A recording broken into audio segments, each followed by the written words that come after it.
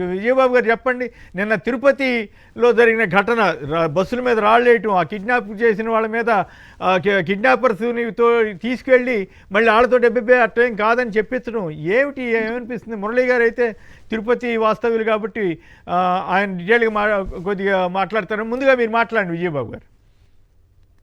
చంద్రబాబు నాయుడు గారి పరిపాలనలో ప్రజాస్వామ్యం ఎప్పటికప్పుడు అపహాస్యం పాలవటం అనేటువంటిది అదేం పెద్ద కొత్త విషయం కాదు, వింతైనటువంటి విషయం కాదండి.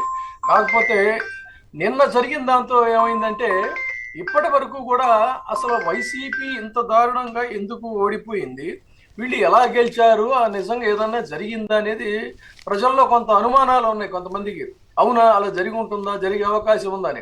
కానీ నిన్న జరిగిన బరితెగింపు, నిన్న జరిగినటువంటి దారుణం, దౌర్జన్యాలు చూశాక ఎస్ ఖచ్చితంగా ఇక్కడ ఒక ఆంధ్రప్రదేశ్లో ఎన్నికల సందర్భంలో కుమ్మక్కు రాజకీయం జరిగింది. అసెంబ్లీ ఎన్నికల్లో అతి దారుణంగా ప్రజాస్వామ్యాన్ని కూనీ చేశారు. నిన్న జరిగింది ఏంటండి అంటే వాళ్ళు డబ్బాలు కొట్టుకుంటున్నారు వాళ్ళ అనుకూల మీడియా, ఏమని గెలిచేశారు.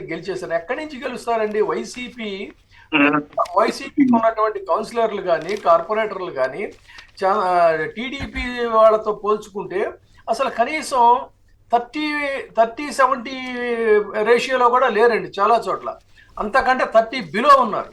అలాంటి చోట్ల వీళ్ళు ఏ విధంగా అధికారంలోకి వచ్చారనేది ఒకసారి కనీస స్పృహ ఉన్నటువంటి వాళ్ళందరికీ కూడా తెలుస్తుంది. అంటే బరి తెగించి వాళ్ళందరినీ కూడా కొనేసుకున్నటువంటి వైను ఆ రోజు 23 మంది ఎమ్మెల్యేలు కొనుక్కోవడంతో మొదలైనటువంటి కుసంస్కృతి అది నిరంతరంగా యథేచ్ఛగా నిరంతరాయంగా సాగిపోతూనే ఉందనడానికి మళ్ళీ తాజా ఉదాహరణ తప్ప మరొకటి కాదు. ఈనాడు వాళ్ళు ఇంత నీచంగా రాయొచ్చండి. గతంలో ప్రలోభాలు బెదిరింపులతో గెలిచిన వైకాపా అంటే గతంలో ప్రలోభాలు జరిగాయా లేదా అనేది పక్కన పెడితే అప్పుడు అంతా జరిగిందా లేదా అందరికీ తెలుసు. ఇప్పుడు చేసిన దాన్ని సమర్థించుకోవడం ఇంత చెత్తగా రాస్తారా ఎవరన్నా? నాకైతే అక్కడ 24 ఏళ్ళు పనిచేశాను, ఇంత నీచంగా అప్పట్లో రాసినట్టు నాకైతే ఎప్పుడు అనిపించలా. కానీ ఇంత దిగజారిపోద్దా ఈ పత్రిక? సరే జ్యోతిషంగా సరే సంక్షిప్తంగా దాని గురించి కూడా మాట్లాడతారా? పట్టపగలు బరి తెగించి బస్సుల్లోకి దూరి మహిళల్ని కూడా మనం ఉచ్చరించలేనటువంటి భాషలో మాట్లాడినటువంటి ఈ బరి తెగింపు, ఈ బార్బేరియన్ కల్చర్ ఆంధ్రప్రదేశ్ చరిత్రలో గతంలో ఎన్నడూ జరగనటువంటి ఒక దౌర్భాగ్యమైనటువంటి చరిత్ర. ఈ మూకదాడి అంటారు దీన్ని. ఈ మూకదాడిని చూసి అసలు సభ్య సమాజం ఇష్టపోతుందండి. దేనికోసం అని చెప్పారు. పైగా ఇంకొకటి, వీళ్ళు గెలిచామన్నారు. ఎస్, వాళ్ళు గెలిచారు, ప్రజాస్వామ్యాన్ని ఓడించారు. పూర్తిగా పట్టపగలు నడి బజారు మీద ప్రజాస్వామ్యాన్ని ఓడించి వీళ్ళు గెలిచామని చెప్పని ఆనందిస్తున్నారు. దేనికోసం అండి? ప్రజాస్వామ్యాన్ని కూనీ చేసిన తర్వాత మీరు కొనుక్కున్నటువంటి ఆ కార్పొరేటర్లు, ఆ చైర్మన్లు, డిప్యూటీ మేయర్లు కొనుక్కున్నారు. కాబట్టి అమ్మకానికి సిద్ధమైనటువంటి వీళ్ళు కూడా ఇక్కడ గమనించాల్సింది ఏంటంటే టీడీపీ వ్యవహారాలు అమ్ముడుపోయినటువంటి మీరు వన్ టైం విస్తరాకులు లాంటి వాళ్ళు అనేది గమనించాలి. ఫర్దర్ గా వాళ్ళు ఏదో ఉత్సాహపడి ఇప్పుడు వెళ్ళారు తప్ప తినిపారేసినటువంటి విస్తరాకుల్లాగా ఆ పార్టీలో ఉంటారు తప్ప లేదు. కేరళ హైకోర్టు అయితే ఆల్రెడీ ఓ తీర్పు ఇచ్చింది, ఇట్లా కౌన్సిలర్లని పార్టీ మారితే వాళ్ళు అనర్హత వేటు వేసేయాల్సింది అని చెప్పి తీర్పు ఇచ్చింది. అది చూద్దాం. రాజు మాట్లాడండి ప్లీజ్. సార్, ఇక్కడ ఒక ముఖ్యమైన అంశాన్ని ఇంకా 2-3 ఇంపార్టెంట్ అంశాల్లోకి వెళ్ళాలి. ఇదే దీనికి సంబంధించిందే. అంటే జగన్మోహన్ రెడ్డి గారి పాలనకి చంద్రబాబు నాయుడు గారి పాలనకి ఒక వ్యత్యాసం క్లియర్ కట్ గా మీకు గుర్తుండే ఉంటది. రాష్ట్రం మొత్తం కూడా అసలు ఆ జగన్మోహన్ రెడ్డి గారికి ఏదైతే 151 సీట్స్ మ్యాండేట్ తర్వాత ప్రతి పురపాలకులను అంటే స్థానిక సంస్థ ఎన్నికలన్నింటిలో కూడా బ్రహ్మరథం పట్టారు ప్రజలు. అయితే తాడిపత్రి అనేటువంటి ఒక మున్సిపాలిటీలో ఒకే ఒక్క సీటు తేడాతో తెలుగుదేశం పార్టీ ఆధిక్యంలో ఉంది. ఆ రోజు తెలుగుదేశం పార్టీ సభ్యులు కావాలనుకుంటే జగన్మోహన్ రెడ్డి గారు జగన్మోహన్ రెడ్డి గారు అక్కర్లేదు, అక్కడ ఉన్నటువంటి పెద్దిరెడ్డి గారు, కేతిరెడ్డి వెంకటరామరెడ్డి గారు కనుసైకి చేస్తే ఆ ఒక్క మనిషి ఇటు వచ్చేస్తే తాడిపత్రి మున్సిపాలిటీ మేము కైవసం చేసుకోవచ్చు. కానీ జగన్మోహన్ రెడ్డి గారి నిజాయితీ నిబద్ధతకి ప్రతీక తాడిపత్రి మున్సిపల్ ఎలక్షన్. ఆ రోజు ప్రతిపక్ష పార్టీ నాయకుడు అయినప్పటికీ ఆ ఒక్క సభ్యుడిని ఇటుపక్క తీసుకురావడానికి జగన్మోహన్ రెడ్డి గారు ఒప్పుకోలేదు. ప్రజాస్వామ్యాన్ని గెలిపించాడు ఆ రోజు జగన్మోహన్ రెడ్డి గారు. తెలుగుదేశం పార్టీ గెలిచింది అనుకున్నారు కానీ ప్రజాస్వామ్యాన్ని గెలిపించాడు. ఈ రోజు తెలుగుదేశం పార్టీ గెలిచింది అనుకుంటుంది కానీ ప్రజాస్వామ్యాన్ని కూనీ చేసింది. జగన్మోహన్ రెడ్డి గారి స్థాయి అది. ఈ పాయింట్ చెప్పండి. హిందూపూర్ మున్సిపల్ చైర్మన్ పదవి తేదాపాకు, ఆయన ఓటింగ్లో పాల్గొన్న ఎమ్మెల్యే బాలకృష్ణ, ఎంపీ పార్సాది, మిగతా వాళ్ళందరూ సంగతి పక్కన పెడదాం. బాలకృష్ణకి ఇప్పుడు పద్మభూషణ్కి అర్హుడు అవుతాడా ఇట్లాంటి చెత్త పనులు చేస్తే? సార్, ఖచ్చితంగా బాలకృష్ణ గారు పద్మభూషణ్కి అనర్హుడు.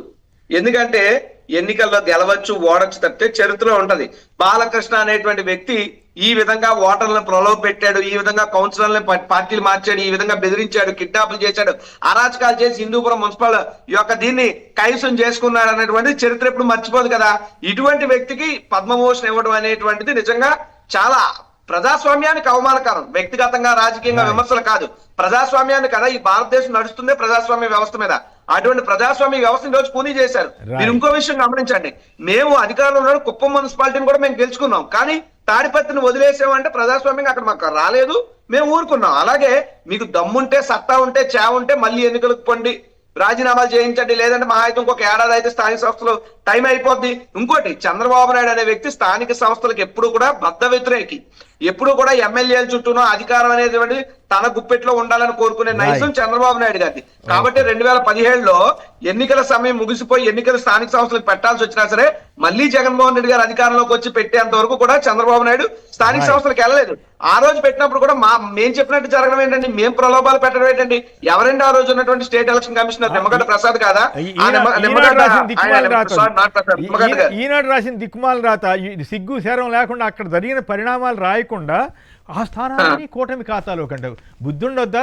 ఈ పద్మభూషణ్ తీసుకుని ఇదేం పని చెత్త పనులు చేస్తున్నారని రాయాల్సిన పత్రికలు వాటికి భజన చేసే పరిస్థితి దిగజారిపోయినాయి. ఏం చేద్దాం? ప్రజాస్వామ్య విలువలని చంద్రబాబు నాయుడు కన్నా ఎప్పుడో తిలోదకాలు ఇచ్చింది రామోజీరావు గారే సార్. మీరు ఇంకా ఇప్పుడు మాట్లాడుతున్నారు. ఎన్టీ రామారావు గారికి బట్లిప్ కార్టూన్ వేసిన రోజే ఆ యొక్క ఈనాడు పేపరు, ఆ రామోజీరావు గారి వ్యక్తిత్వం, ఆ జర్నలిజం విలువలు బుడిలో పోసి పన్నీర్ అయిపోయింది. రైట్.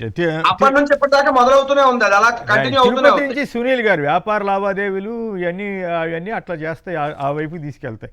సునీల్ గారు తిరుపతిలో జరిగిన అరాచకం మీద మీరేమంటారు?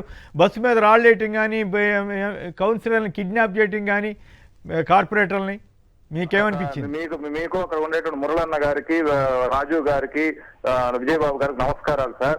మురళన్న, ఒక మాట చెప్తున్నా, నిజంగానే రాజకీయాల గురించి మేము మొదట్లో నాకు రాజకీయాల గురించి తెలియనప్పుడు మీరు మీ దగ్గర నుంచి మేము నేర్చుకున్నాం అన్న. ఫస్ట్ ఇంకా నాకు గొప్ప ఏ పార్టీలు ఏమేమి తెలియనప్పుడు నిజంగానే ఈ రోజు నాకు ఏది ఏమని తెలిసినప్పుడు సినిమాలో జరిగినటువంటి ఏదైతే మనం చూసామో దాన్ని కరెక్ట్ మాకు ఒక భయం అనేది ఏర్పడింది.